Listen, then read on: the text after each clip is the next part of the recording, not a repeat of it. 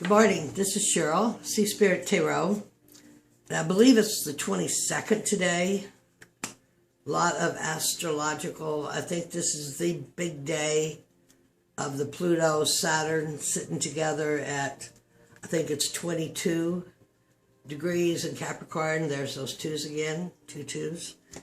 I put air in the ball, sorry, but it's not, I don't have it right. Okay, transformation of Father Time, rigidness, karma release maybe again, I'm not sure. Significant day. Another significant thing about that is right now everything is aspecting Uranus. Everything in this next week or month or whatever is going to hit that, which is the explosion of new ideas. Which is, no, that's not right. The card that the Fool represents, I believe. Almost showed the Magus. I believe that's the card, the Fool. So everything electronic, everything new age, every linking out, ascension linking up is going to be aspected. We are in some major historical times. And Mars is, not Mars, Venus is with Neptune. Lots of love with a Pisces twist. So I'm here today with, I'm kind of, this is so awesome. I am into everything to be on the lightning bolted ride. This is the Thoth lesson. I'm doing this because my guides had me do this to see who I am or learn who I am myself, my throat chakra, my solar plexus. A lot of guts. I'm pretty hermity. It's hard for me to link up, and the links are through the solar plexus. So anyway, yesterday we had a Five of Wands. A Five of Wands. I meant to turn this on so I could see better. Excuse me to take the time to do that. Okay. A Five of Wands, which is the energy of Jupiter, but the weight is still so heavy. And then we had the Princess of Swords, who is, sits with the Ace of Swords, cutting away what we don't need in our mind. And then we finished with the Devil. And in the Cowley deck, the Devil is appreciation and gratitude for what you have. Because if you get lost in those other places, that is when you fall into the dogma of the Christian devil. But the Crowley cards are for the age of Horus, which is the age of Aquarius, which is Uranus. So, the first card that came up now, after the Devil, Capricorn, Earth, is the Ten of Disc.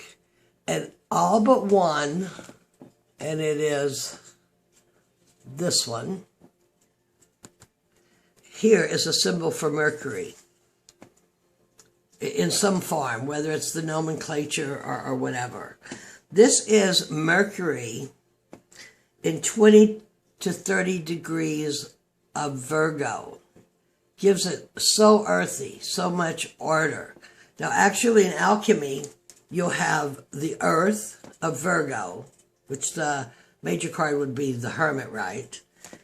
And then you have the Mercury, and the only element needed here, I cannot see this backwards, is the Sun, right? Which is sulfur for the alchemical reaction. This is life down all the way into this Malkuth until it's just bulging. Bulging. Here's the Caduceus, though. The Caduceus. Maybe representing that, some inspiration is needed. I just got ahead of myself. Lord of Wealth. Descent of matter and signal of reintegration and absorption by spirit. This is so down into matter that Malakoth is just a bulge, ready to break. but not inspired. And who is best to inspire but Mercury, who is Thoth, Hermes, and Mercury, who wrote the Book of Life with Hathor. That's the Book of Love. Mercury needs inspiration from the Magician card. Regenerate the world. When you get this full, when you are so full, it is time to become the philanthropist, a worldly philanthropist to help regenerate the world.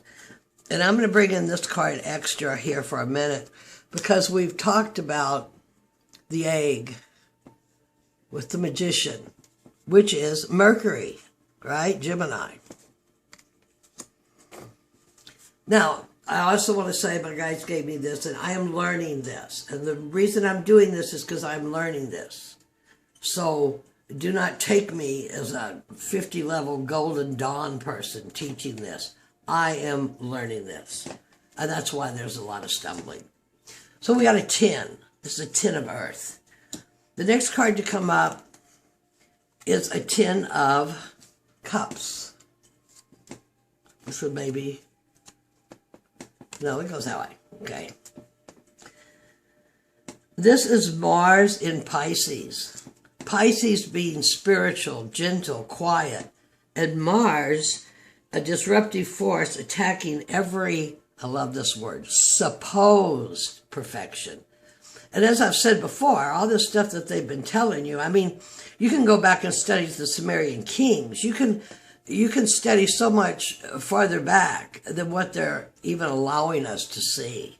So here Mars has just disrupted all of Pisces, the age of Pisces, which is gone, till it's just literally running out on the floor, right? The Lord of perfect happiness. Sciated. Nowhere else to go. It's the end of the road for the suit of the water. So we have two completions here. We have a water, fire and water, steamy, and we have the alchemical of the earth, the emotion, and our grounded bodies. And I'm all about this ascension in the body, the self-realization. Anybody watching this has probably figured that out. So my readings are going to lean that way. The Queen of Disc. How beautiful is she? Now let's see if I can say any of these things. Cube with a 3D hexagram inside. I need to study more about hexagrams. What I'm going to say is I know King Solomon, they kept off low-level energies. You know, there's a witch, I'm going to put a hex on you. Maybe take away but it's got to be something of creation, so don't take what I say about that too hardcore. Her dress is coins. This is all Vesics of Pisces, sacred geometry. And we have a goat on a disc. The goat reference is to the dogma that the great work is fertility. That's Crowley's quote. So if you could explain that to me in the comments, because that's still swimming in my head. So anyway, I got way ahead of myself. 20 degrees Sag to 20 degrees Capricorn. So we're going to have two fixed, a cardinal leader, and a mutable, bendable in this card. But it's pretty damn fixed, and it's pretty damn earthy. Queen of Thrones of Earth, our Queen of the Gnomes. I think I need to do more gnome research. I need to do so much more research, and there's just not hours in the day. Now, she possesses quiet qualities, and she's only ambitious in useful directions. Not usually, people with this board under this are not usually overly intellectual or overly intelligent, but they are ambitious, and they represent the ambition of matter to take part in the work of creation. That's why it's so important right now to stay grounded and to do your earth work. in whatever way you do that, whether it's a walk or the Druid cards are your earthwork to the Earth Mother. So, this thing just trips me out, you know. We got this ready to burst into a new life, the end of the tens, back up to the wands, right? But we have the magician that I brought in. I brought this magician in to show about the egg that goes all the way through to our realization. And then we have the emotions that are just to the max, overflowing.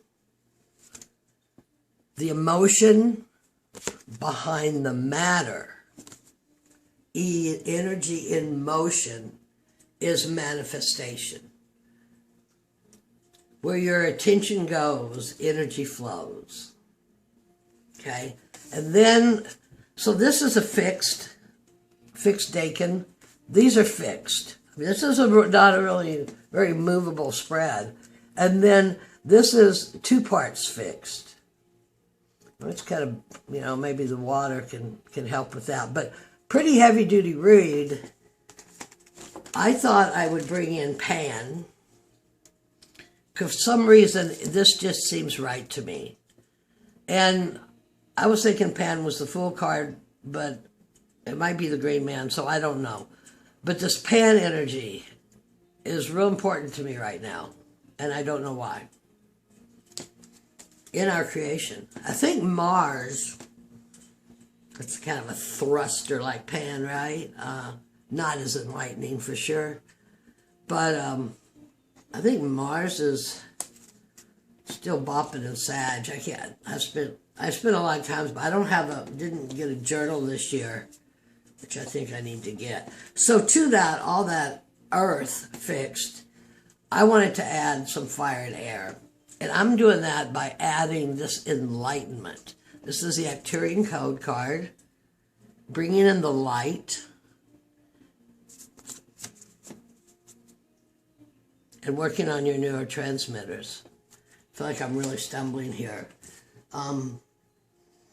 Stay grounded. All major points, yep.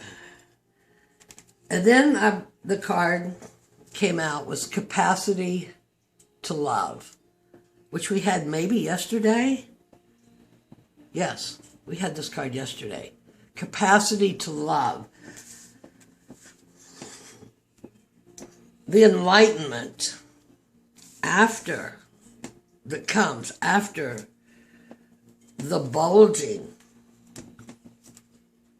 of the bottom, you know, soul all the way down, ready to regenerate the world, descent of matter, of reabsorption, needing but the stimulus, actually needs the stimulus of the sun to be the alchemical process, of the overwrought emotions. I don't think this is personal reading. This is either just teaching like I pulled it, or this is advice for the cosmos. To be ambitious, to stay on your path, your earthly path of ascension in this body, which has never been done before. I mean, even the Ascended Masters have gone all the way through the, what do they call it, the funnel and back to help us. And they're back on Earth. And we have all these starseeds that have come in. Play your flute. Play your flute. Put a little, it's going to be some masculine times here. I don't know why I'm into this Pan card. Maybe that little spell I put on the lovers happened. Who knows? And know that with all this fertilization, I know what I liked these two together real well for some reason. Liven her up a little bit. And there's the goat anyway, see? And he's heading towards her there. And she's reclining. And this is actually, what's going on back here is reformation of the earth. And what you see in those little lines or something are actually earthly manifestations or your manifestations coming to light. Okay, but I thought they went real well together. And remember, the answer is love. The answer is love. To the way to enlightenment. Thank you for watching if you stayed through this. I think that was pretty disjointed. I pulled those cards last night, and they've been sitting in my bedroom. And, you know, I'm partly out here to learn to articulate because my mind goes faster than my mouth. That's why I'll talk and you'll miss the whole thing I said because it was up here and didn't come out here. So I think that this spread to me was pretty significant today. If you have any comments on it, how it's working in your life or how you see it in the worldview, I would be really interested to know. And this goat reference to dogma, that the great work is fertility. Because we have to be open and fertile to grow. So I don't know exactly, maybe someone that knows more about Crowley than I do can decipher that for me a little better because it's the same in both my books. So many blessings. Thank you for coming. Love and light. I don't know what the title of this is going to be, but I'm on the way to this Age of Horus on this Aquarian ride. I'm ready. I'm ready to go. So I'm just having a ball and many blessings. And the answer to it all is love. Much love.